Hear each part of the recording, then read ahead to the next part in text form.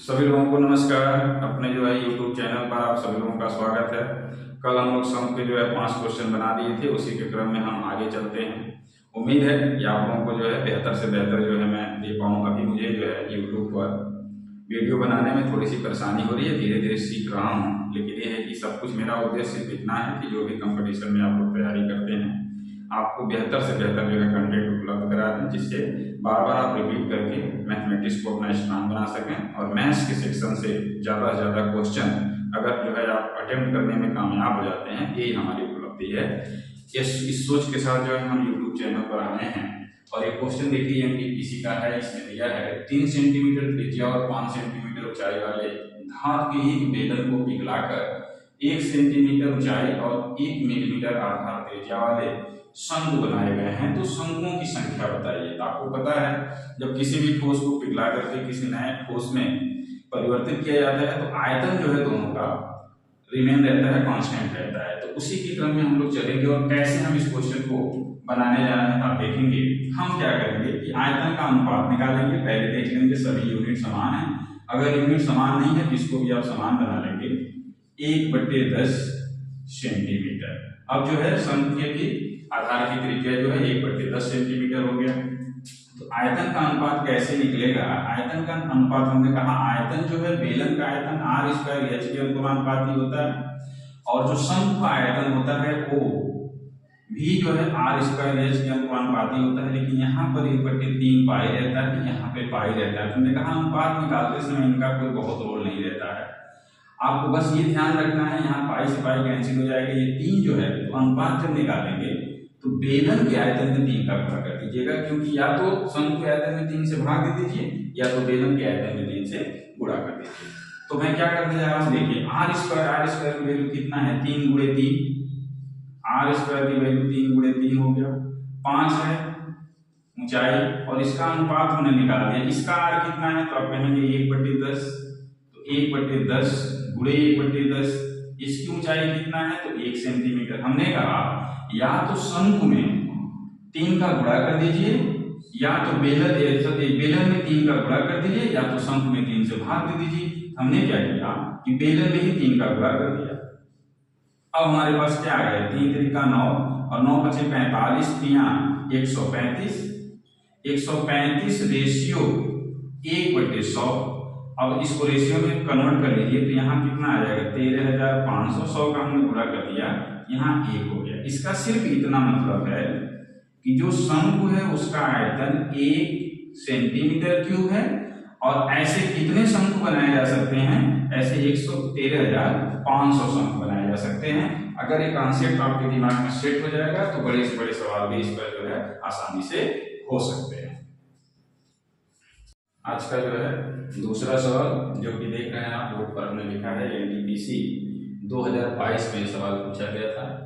किसी ठोस लंबवृत्तीय शंकु के आधार की त्रिज्या 5 सेंटीमीटर है और इसकी ऊंचाई 12 सेंटीमीटर है।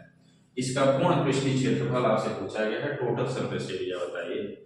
और टोटल सरफेस एरिया निकालने में हमको यल की आवश्यकता पड़ती है। हमने आपको बताया था कि ट्रिपलेट की आवश्यकता है। ट्रिपलेट आपको पता होना चाहिए। इसमें देखिए कौन सा ट्रिपलेट काम कर रहा है। सीधे सीधे त्रिज्या और एज में ट्रिपलेट देखेंगे 5, 12 और 13 का ट्रिपलेट काम कर रहा है। जैसे ही आपने पकड़ लिया कि जो ट्रिपलेट है वो 5, 12 और 13 का है, अब आपको कुछ नहीं करना है, यही आपका यल है, आपको पता लग गया। तो पाइथागोरस थ्योरम में जो आप वर्क करते हैं, जोड़ते हैं, घटाते हैं, वो समय आपका बच गया पाइथागोरस ट्रिपलेट को यूज करने से। आपको पता चल गया कि यल की वैल्यू जो है 13 सेंटीमीटर है। तो अब टोटल सरफेस एरिया आप निकाल देंगे आसानी से। आप टोटल सरफेस एरिया क्या होता है तो पाई r यल प्लस r। पाई की वैल्यू, पाई में ही आंसर दिया है, ये भी आपको ध्यान रखना है। r की वैल्यू कितना हो गया 5, यल की वैल्यू 13, r की वैल्यू 5। 13 × 5 = 18, 18 बचे 90।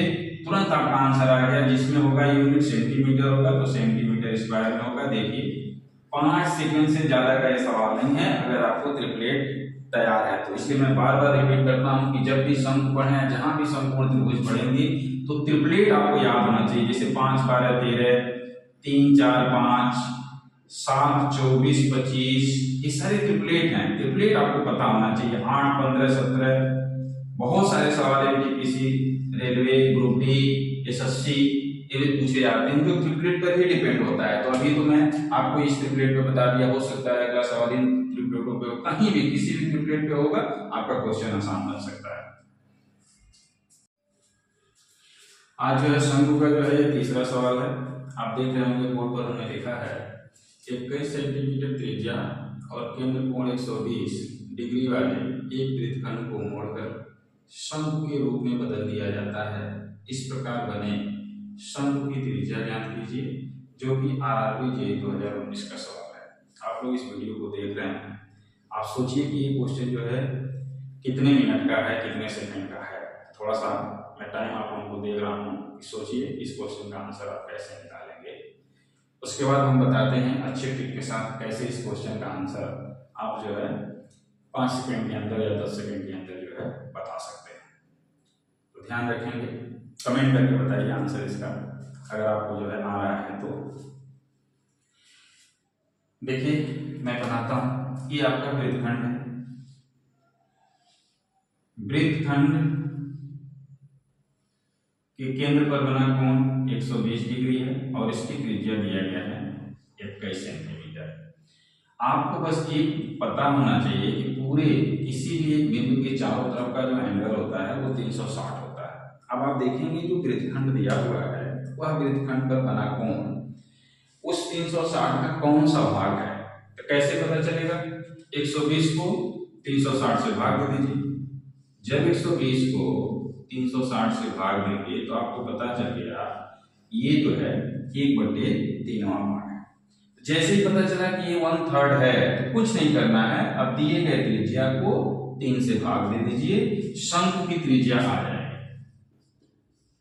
शंकु की त्रिज्या आपसे पूछा गया है और शंकु की त्रिज्या बराबर r का कौन सा भाग? 1/3 भाग। तो ये हो गया 21 और 21 को 3 से भाग दे देंगे, कितना आ जाएगा? 7 सेंटीमीटर।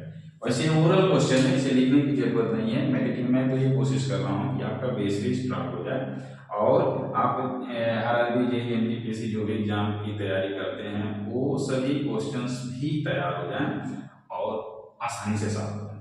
तो 10 सेकंड का सवाल है, बोलिए। अच्छा लगे तो आप लोग कमेंट जरूर करते रहिएगा बीच बीच में, मैं उम्मीद करता हूँ। जो है शंकु के जो है क्वेश्चन को सॉल्व करते समय आज उसी के क्रम में अगला क्वेश्चन जो है बोर्ड पर हमने लिखा है और आप देखिए इसको जो आरआरबी ग्रुप डी ने 2018 में पूछा है। मैं कोई भी क्वेश्चन ऐसा नहीं लेके आ रहा हूँ कि जो कंपटीशन के एग्जाम में ना हो। मैंने जितने भी क्वेश्चन कराए हैं सभी किसी न किसी कंपटीशन में आए हैं। आप लोग तैयारी कर रहे हैं, सबको पता होगा। ऑन बोर्ड जो है ये ग्रुप डी का क्वेश्चन है। क्या क्वेश्चन दिया हुआ है कि लंबवृत्तीय शंकु की ऊंचाई और तिरछी ऊंचाई का अनुसार 24 सेंटीमीटर और 25 सेंटीमीटर है। पाई का मान 22/7 मानते हुए शंकु का वक्रपृष्ठीय क्षेत्रफल बताइए। तो शंकु का वक्रपृष्ठीय क्षेत्रफल निकालते समय आपको यल की आवश्यकता पड़ेगी और आर की आवश्यकता पड़ेगी। तो शंकु का जो शेप होता है सबको पता है, इस प्रकार से शंकु का शेप होता है। क्वेश्चन में क्या क्या दिया हुआ है तो आप कहेंगे 24 सेंटीमीटर इसकी ऊंचाई है और 25 सेंटीमीटर जो है इसका जो है त्रिज्या ऊंचाई है। अब आपको जो है आर का मान निकालना है। तो जब आपको 24, 25 के साथ ट्रिपलेट पता होता तो इस क्वेश्चन को आप चुटकियों में निकाल देते।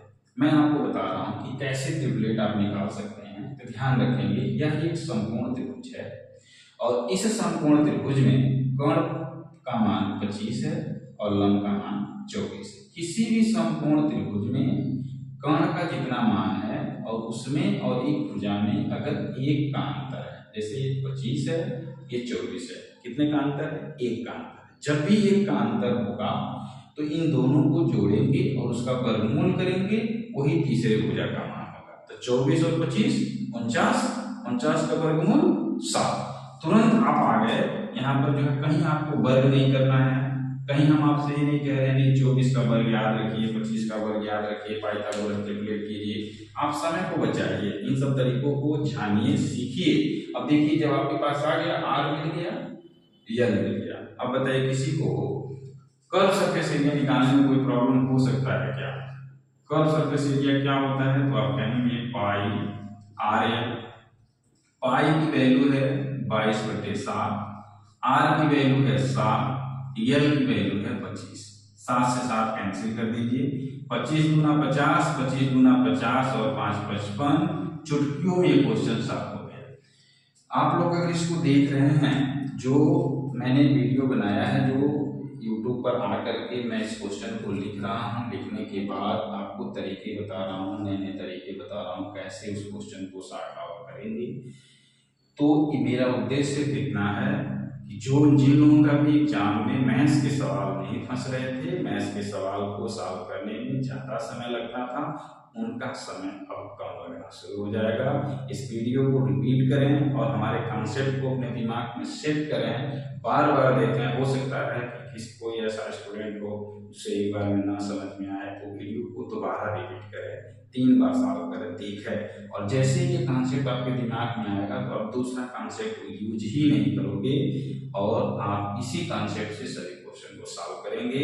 वीडियो को देखते रहिए, पढ़ते रहिए। अगर आपके दिमाग में इससे रिलेटेड से संबंधित कोई क्वेश्चन क्वारी करना है कि नहीं सर दूसरा क्वेश्चन बताइए, तो आप कमेंट बॉक्स में जाके क्वेश्चन को आप लिख दीजिए। अगला वीडियो जब भी हम लेके आएंगे सबसे पहले आपका सवाल सॉल्व करेंगे, उसके बाद हम अगले क्वेश्चन की तरफ चलेंगे।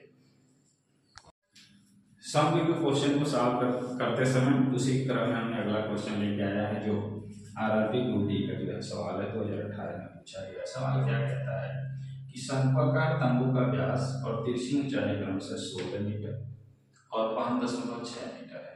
यदि 4 मीटर चौड़ाई रखी जानी हो तो तंबू के निर्माण के लिए कितने कपड़े की आवश्यकता होगी? तो तंबू के निर्माण के लिए भी कितने कपड़े की आवश्यकता आपसे पूछा है। इसका मतलब क्या होगा कि जब भी हम लोग तंबू बनाते हैं तो तंबू बनाने के लिए कपड़े की जो रिक्वायरमेंट होती है तो वो आयत के आकार का कपड़ा होता है। उसी आयत के आकार के कपड़े को लेकर के हम लोग तंबू का शेप बनाते हैं, और जब भी तंबू का शेप बनाएंगे तो फर्श पर कपड़ा नहीं लगेगा। तो जब फर्श पर कपड़ा नहीं लगेगा तो इसका मतलब बाउंड्री वाल का मतलब होता है कर्व सरफेस एरिया। मतलब आपको निकालना क्या है? Curve surface area. जब भी तंबू बनाना है तो कर्व सरफेस एरिया निकालना है। अब कर्व सरफेस एरिया को जो कपड़ा लगेगा उसका क्षेत्रफल क्या है? तो कपड़े की लंबाई गुणे कपड़े की चौड़ाई, कपड़े का जो क्षेत्रफल आ जाएगा। और कर्व सरफेस एरिया क्या होता है शंकु का? तो आप कहेंगे पाई आर एल, और आर की वैल्यू 8 है, एल की वैल्यू 5.6 है। पाई का मान भी अगर आप रख देते हैं 22/7। अब देखिए क्वेश्चन का सलूशन कितने आसानी से आने जा रहा है। 7 से इसको काट दीजिए, कितना आ जाएगा? 7 और 8 56।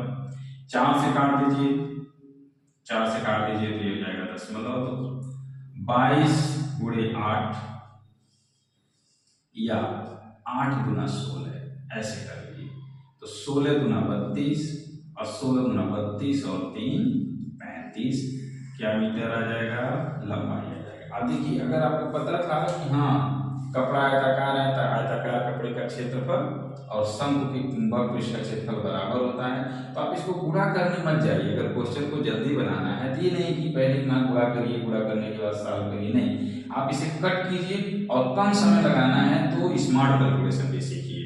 उम्मीद है कि ये क्वेश्चन जो हम लिख करके ला रहे हैं और बोर्ड पर जो है आपको सॉल्व करके बता रहे हैं, सारे एग्जाम के सवाल हैं। जिस प्रकार से ईमानदारी से हम YouTube चैनल पर आए हैं उसी प्रकार से ईमानदारी से आप लोग अच्छा जा रहे हैं।